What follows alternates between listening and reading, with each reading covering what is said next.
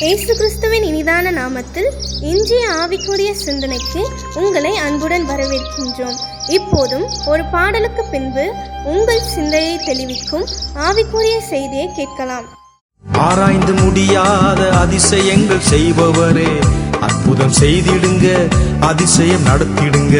இரட்டிப்பான நன்மைகளை தருவேன் என்று சொன்னீரே, இன்றைக்கே தந்திடுங்க, இப்பவே தந்திடுங்க. உம்மைத்தான் நான் நம்பி இருக்கேன், அற்புதங்கள் எனக்கு செய்யுங்கப்பா. உம்மைத்தான் நான் நம்பி இருக்கேன், அற்புதங்கள் எனக்கு செய்யுங்கப்பா.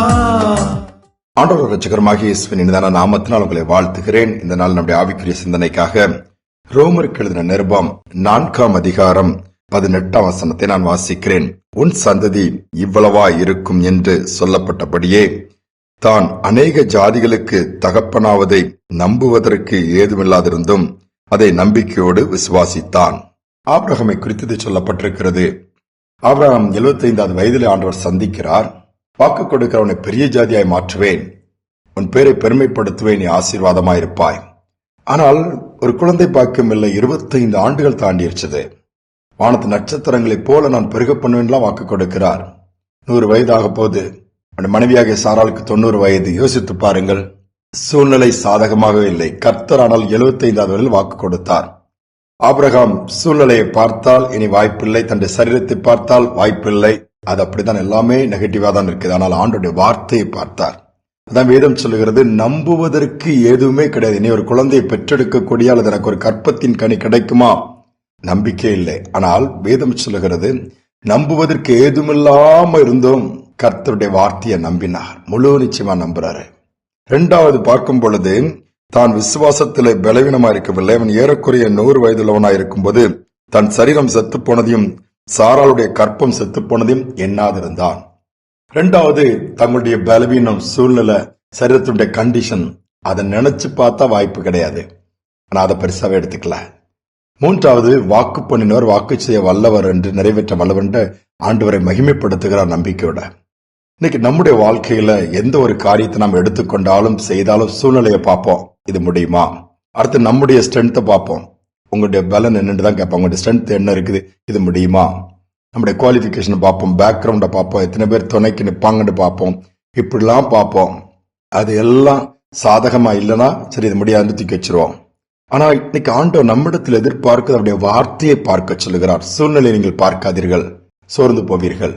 ஏன் உங்களுடைய நிலைமையும் கண்டிஷன், சரீர நிலைமையோ அல்லது மற்றவங்க சொல்றதையோ பார்த்தீங்க கேட்டீங்கன்னா சோர்ந்து போயிருங்க. மாறாக கர்த்தர் கொடுத்த வாக்குத்தத்தத்தை பாருங்க. இந்த வருஷத்துல ஆண்டவர் உங்களோடு பேசியிருப்பாரு, உடன்படிக்கை பண்ணிருப்பாரு. இந்த வருஷம் நல்லா இருக்கணும்னு தான் எல்லாருமே விரும்புறோம். நல்லா முடியா எல்லா ஆண்டவர் நடத்தணும். இந்த வாக்குத்தத்தத்தை பிடிச்சுக்கங்க. நிச்சயமாகவே கர்த்தர் அதை நிறைவேற்ற வல்லவர் என்று விசுவாசிங்க. நம்பிக்கையோட அவரை மகிமைப்படுத்தி பாருங்க, காரியங்கள் நடந்துரும். ஆனா அதை விட்டுட்டு வாக்கு தத்துவத்துக்கும் எனக்கு சம்பந்தம் இல்லை, இப்படி ஆண்டவர் பேசுறாரு, ஆனா எப்படி நடக்கும்னு கேட்டீங்கன்னா ஒன்றுமே நடக்காது.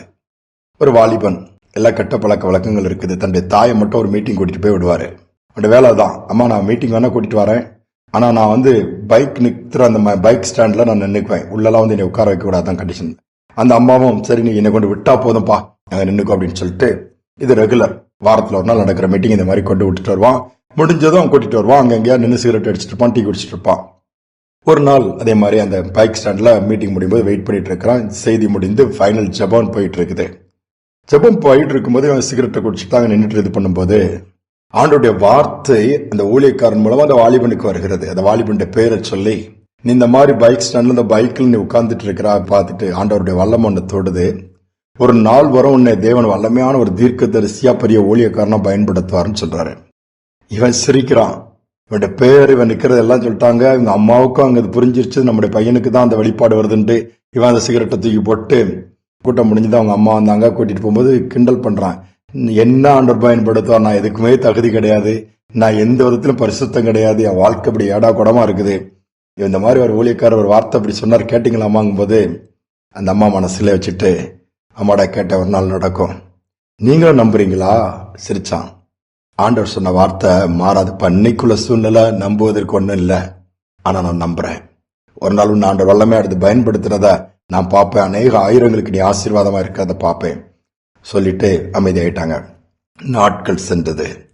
அந்த வாலிபனுடைய சுபாவங்களில் மாற்றம் வந்தது. தேவனுடைய அன்பு அவனுடைய இருதயத்தை நிறைத்து ஒரு வல்லமையான ஊழியக்காரனா மாத்திருச்சு. ஏராளமான ஜனங்கள் அவனுடைய கூட்டத்துக்கு வர ஆரம்பிச்சாங்க. ஏராளமான அற்புதங்கள் நடக்க ஆரம்பிச்சது. காரியங்களை வெளிப்படுத்த ஆரம்பிச்சாரு. தீர்க்க தரிசனமாய் ஒவ்வொருடைய வாழ்க்கையில நடந்தது, நடக்க போறது எல்லாத்தையும் சொல்லக்கூடிய பாக்கியத்தை கொடுத்தாரு. இதுதான் காட்ஸ் டூயிங், ஆண்டுடைய நடத்தல், ஆண்டுடைய செயல்பாடு. இன்றைக்கு நாம எதை பார்க்கிறோம்? சூழ்நிலையை பார்க்கிறோமா? நம்முடைய குறைவுகள் பலவீனத்தை பார்க்கிறோமா? நம்முடைய இயலாமையை பார்க்கிறோமா? நம்முடைய தகுதியை பார்க்கிறோமா? அழகை பார்க்கிறோமா? இதெல்லாம் பார்த்துட்டா சோர்ந்து விடுவோம். மாறாக கர்த்தர் கொடுத்த வாக்கு தத்தத்தை, வார்த்தையை பார்ப்போம். அதில் ஜீவன் இருக்கிறது. அதை பார்க்கும் பொழுது நம்புவதற்கு எதிராத சூழ்நிலை இருக்கலாம், ஆனா அது நடக்கும். எல்லாம் செத்துப்போன நிலைமையா இருக்கலாம் நம்முடைய வாழ்க்கையின் பகுதியில். அதை எண்ணாம கர்த்தருடைய வார்த்தையில ஜீவன் இருக்குன்னு நம்ம எண்ணுவோம்னா காரியங்கள் வாய்க்கும். இன்னைக்கு அந்த நம்பிக்கைக்குள்ள கடந்து வருவோமா? நம்முடைய பார்வையில், சிந்தனைகள் எல்லாவற்றையும் ஃபெயிலியர் இதெல்லாம் அப்படி இருக்கலாம், அதான் தூக்கி போட்டுட்டு அதே திங்க் பண்ணிட்டு இருக்காம கர்த்தருடைய வாக்கு தத்தத்தை உரிமையாக்கி துதித்து கர்த்தர் செய்வாருங்கிற நம்பிக்கையோட அவரை மகிமைப்படுத்துவோம். மகிமையான காரியங்களை பெற்றுக்கொள்வோம். ஜெபிப்போம். அன்பின் தகப்பனே, இந்த நாளில் நம்முடைய கருத்துல எங்களை தாழ்த்தி ஒப்புக் கொடுக்கிறோம். ஆபிரகாமுடைய வாழ்க்கை பார்க்கும்போது ஆச்சரியமாக இருக்குதுப்பா. நம்புவதற்கு ஏதுமில்லாதத நம்பினாரு. தன்னுடைய சரீரம் முதிர் வயதாகியும் தன்னுடைய சாராளின் கற்பத்து செத்துப்போன நிலைமையில நம்பினாங்கப்பா. அந்த கற்பத்துல ஒரு குழந்தைய வச்சுங்க. வாக்குத்தத்தத்தின் புத்திரனாய் கொடுத்தீங்கப்பா. நம்முடைய நாமத்தை மகிமைப்படுத்தினீங்க. அதே போல ஆபிரகாமை போல நாங்களும் வாக்குத்தத்தத்தை பிடித்துக்கொள்ள எங்களுக்கு பாக்கியத்தை கொடுங்க. இந்த வார்த்தை நிச்சயமாக நிறைவேற அது வறுமையை திரும்புவதில்லை. ஒருவேளை சோர்ந்து போய் நம்பிக்கை இழந்து போய் முடியாம இனி அவ்வளவுதான் நம்பிக்கை இழந்து போயிருக்கிற பிள்ளைகளுக்கு எனக்கு ஒரு நம்பிக்கை வரட்டும். எல்லா சூழ்நிலையும் கரம் இருந்து கிரியைகள் நடப்பிக்கட்டும். யாரெல்லாம் சிக்கா இருக்காங்களோ ஹீல் பண்ணுங்கப்பா. யாரெல்லாம் முடியாம இருக்கிறாங்களோ அற்புதங்கள் நடக்கட்டும். யாரெல்லாம் மருத்துவமனையில அப்போ பலவீனமா இருக்காங்களோ பலன் பெற்று வீட்டுக்கு திரும்பட்டும் அப்பா. நம்முடைய நாமத்திற்கு உயர்த்துங்க. நம்புவதற்கு எதுவுமே இல்ல, முடிஞ்சு போச்சா? இல்ல, ஒரு ஆரம்பத்தை கொடுங்கப்பா. இந்த நாள் முழுவதும் கரம் இருந்து நடத்திட்டு துதிகடமை ஏற்றுக்கொள்ளும் இயேசுவின் நாமத்தில் பிதாவே, ஆமேன், ஆமேன். கர்த்தருடைய வார்த்தையை பார்ப்போம், சூழ்நிலையை பார்க்க வேண்டாம். நிச்சயமாகவே கர்த்தர் சொன்ன வார்த்தை நிறைவேறும். அவருடைய நாமம் மகிமைப்படும். சிந்தனையோடு நாளை தொடருவோம். மீண்டுமாய் நாளை தினம் சந்திப்போம். பொய் சொல்ல ஒரு மனுஷனல்ல, மனம் மாற மனு புத்திரனல்ல. பொய் சொல்ல ஒரு மனுஷனல்ல, மனம் மாற மனு புத்திரனல்ல. நம்பத்தக்கவர், உண்மையுள்ளவர், நம்பத்தக்கவர், உண்மையுள்ளவர், சொன்னதை செய்பவர், சொன்னதை செய்பவர்.